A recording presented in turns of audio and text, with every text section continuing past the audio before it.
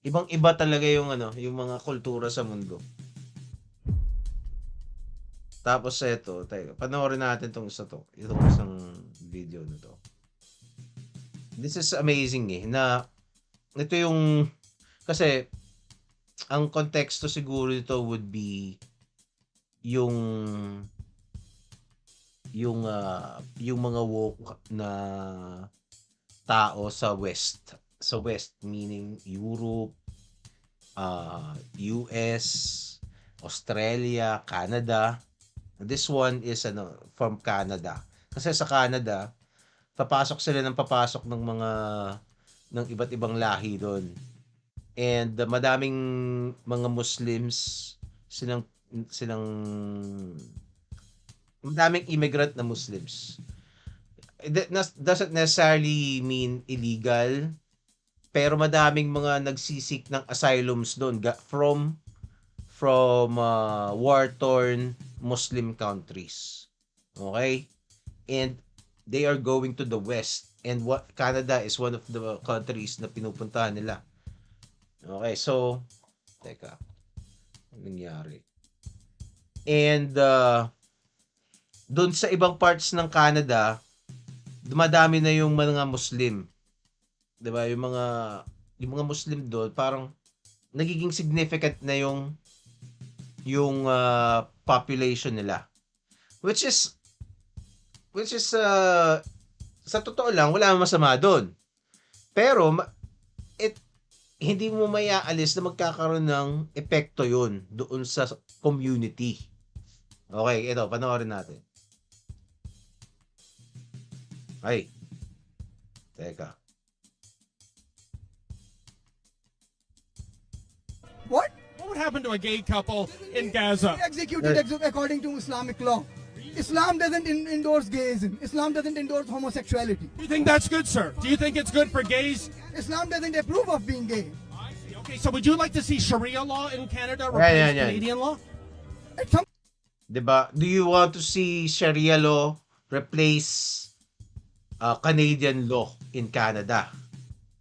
point it will. You know, because we have families, we are making babies. You're not. Yun. Actually, tingin ko hindi sila ano hindi pa parang against nga siya dun sa mga sa woke sa mga woke. I'm not sure. Pero sinasabi niya pag at some point pag dumami ng dumami yung mga Muslim dun sa Canada, kahit hindi, kumbaga, it's not gonna be a question kung gusto niya o hindi. It would have to happen na maging Sharia law sila. Kasi, kumbaga, madami na yung mga Muslim. 'Di ba? Sila na yung majority. Tapos sinabi nila parang, you're not having babies. Tapos yung mga Muslim, lumalaki yung pamilya nila. So, nadadagdagan sila. 'Di ba? Your population is going down the slump, right? And by 2060, according to 2060. Pew Research Institute, your research, by 2060, Muslims will be the biggest religious group the world over. What are you going to do then? Actually- are you going to oppose Sharia is even then? Well, you know what? Ayun, 'di ba? So, kumbaga, it would be unimaginable kung ang isang lugar, isang city, isang bansa na majority Muslim ang population nila, tapos hindi sila mag-a-adhere sa Sharia law in one way or another. 'Di ba? It's just not, kumbaga, it will be inevitable. Hindi papayag yung mga Muslim kung sila na yung majority. So, that's what's gonna happen in the West. Ang UK, I'm not speaking about I'm not saying this as an attack to Muslims. Ang sinasabi ko lang, if the West wants to retain their culture, they need to protect themselves, 'di ba? From not just Muslims, from other cultures, from taking over their society. Kasi you cannot have it na parang majority, let's say kahit Pilipino, 'di ba? Majority Pilipino ka tapos yung mga batas hindi hindi akma sa kultura ng Pilipino, yung majority, 'di ba? That's not gonna be acceptable dun sa population ng bansa na 'yon. So, ang problema ng West, a lot of Muslim laws are not compatible with their culture, 'di ba? Like doon pa lang sa mga babae, kailangan nakabalot yung itsura nila. Depende kung gaano ka-strict yung magiging Muslim na ano doon, na magiging mamumuno, 'di ba? So, doon pa lang sira na yung diskarte ng West. 'Di ba? Yung iba hindi pwedeng doon sa ibang Muslim countries hindi pwedeng mag-drive ang babae. May mga ganun. And I think you get the idea, 'di ba? And kaya nga sinasabi nila the West is cooked. Canada is cooked. Nakikita nila ano, sa UK, they have arrested Christian Christian tawag dito, yung mga pagtitipon ng mga Kristiyano sa labas in public, 'di ba? Yun ngang nagpe-pray, may mga inaresto sila for praying. And noong Easter, sa halip na Easter Sunday, Easter decorations ang ilagay nila sa mga streets, they put parang ano, mga decorations for Ramadan. 'Di ba? I'm not against it, pero it's kumbaga Christian country 'yun eh. 'Di ba? Parang they're giving it away. And bahala sila, bansa nila 'yun eh. Pero like I said, if they're gonna keep on doing what they're doing right now, Europe will slowly but surely fall into the hands of Muslims. Okay. Basahin natin. Teka. Kailangan nila charter change. Well, pag majority na sila, di madali na 'yun, 'di ba? Kaya lang naman nagkakaproblema sa charter change kasi may mga salungat eh. Kung pare-parehas kayong gusto 'yun, di may charter change na.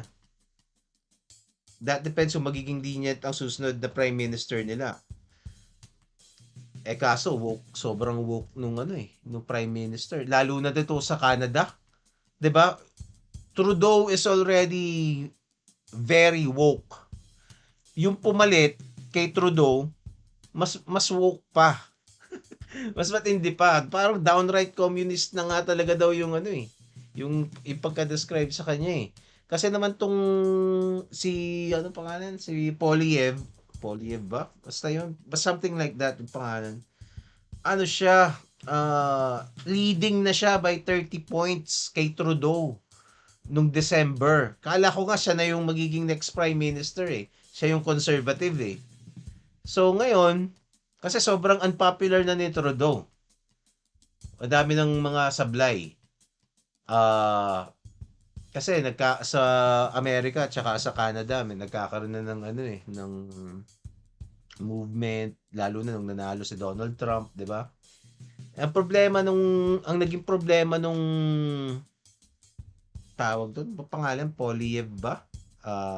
Tawag dito.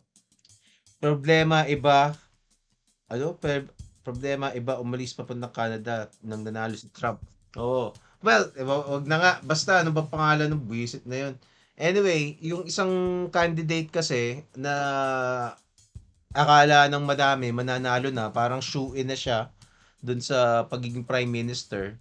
Ini-interview na nga siya as ano as president, as magiging prime minister ng Canada eh. Tapos bigla siyang natalo kasi noong nagpataw ng tariff si Trump doon sa Canada kasi 'di ba naging balita yung mga tariffs ni Trump. So after niya nagkaroon ng away yung Canada at saka at saka US eh. Ang naging problema nung conservative na candidate, parang inatake niya si Trump. Parang ano siya, parang I suppose he got stuck between a rock and a hard place. Kasi parang kung hindi siya papalag kay Trump, sasabihin tuta siya ni Trump eh, 'di ba? Naging awkward yung sitwasyon niya. So he needed to push back. Kasi ang mangyayari sa kanya, hindi, kung sasabihin niya, let's say, pinapatawan ka ng tariff, tapos ang messaging mo sa campaign mo is, okay lang yan. 'Di ba? hindi, hindi uubre. 'Di ba? So, yung tariffs ni Trump, yun ang kinatalo niya. Kasi he had to navigate na to not piss Trump off and at the same time mag-push back siya. I don't know kung anong naging kung kinausap niya si Trump, pero dahil dun sa mga sinabi niya against Trump, parang yung ibang voters na nainis sa kanya, parang gano'n. So natalo siya, which is amazing yung pagkatalo sa kanya. Gayahin sana nila Poland and dating president ng Dutch. Yung Dutch nga sa Netherlands, ang dami na ring illegal immigrants dun eh. Dati, according to my wife, kasi dun siya lumaki nung bata eh. Tumira siya doon nung bata siya. Sabi niya, wala daw talagang krimen doon. Walang krimen, wala akong mababalitaang pinatay. So, ewan ko, at least doon sa basta yung statistics is basically yung mga violent crimes non-existent.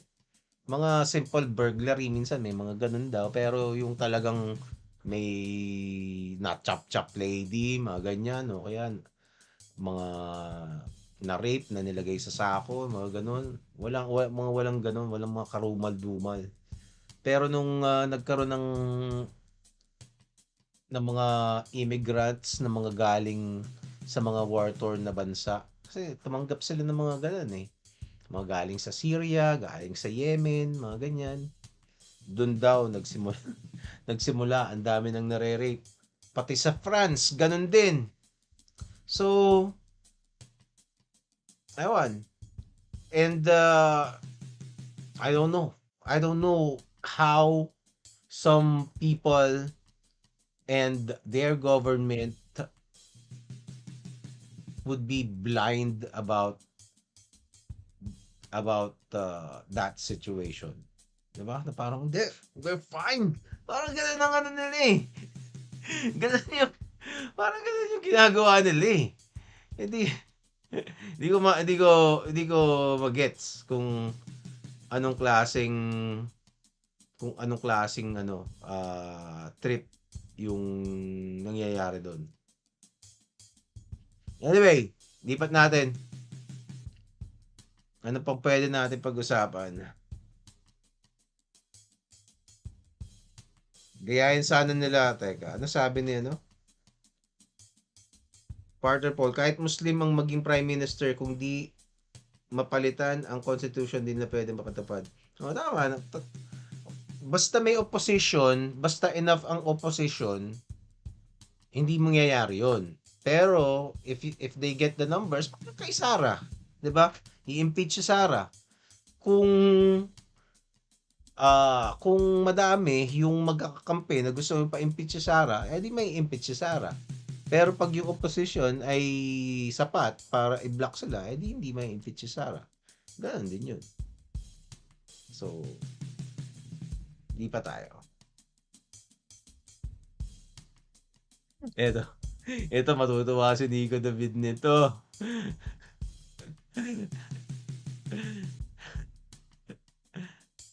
Teka. Eto. POV, you're the last of the 100 men that fought the gorilla.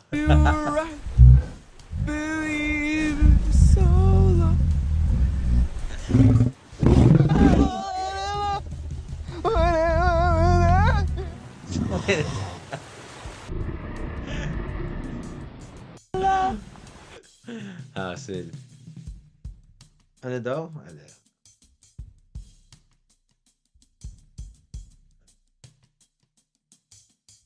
Eto.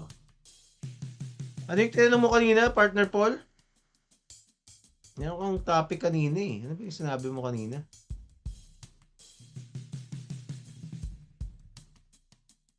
Hanap tayo ng magandang...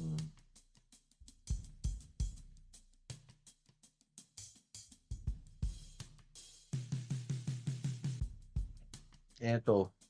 Ito mga sinesend ko sa ano sa GC to eh. Ano? Magdadala a lot of men. Magdadala rin daw sila dito mga galing Afghanistan. 'Di ba? Well, Afghanistan. Yun yung mga ano eh. Ang sabi, may nabasa akong konti doon. Yun daw yung mga Afghanistan, mga taga-Afghanistan, 'di ba? Kasi 'di ba matagal na nandun yung Amerika, 'di ba? Tapos umalis sila. So, during their stay, nagkaroon silang ng mga allies na Afghan. So, nung umalis sila, dahil siraulo tong si Biden, naiwan yung mga yon, hindi nila inayos na na may alis nila dun sa mga ano ba yon, sa mga Taliban, 'di ba? Kasi syempre galit yung mga Taliban sa kanila. Kakampi nila yung ano eh, tinulungan nila yung Amerika eh. Ang tingin nila dun sa mga yun, mga makapili, 'di ba? Syempre pagdating doon, sila na yung bida, sila na yung mabait, sila na yung righteous. So yung mga kakampi nung kalaban nila, persecuted yun. Hindi ko alam, baka nakakulong nga yun eh. So, buti nga, hindi pa sila pinatay. Pero, kaya, alam ko sila yung ipapadala sa ano. Hindi ko alam kung ano nangyari dun, kung natuloy ba yun or what.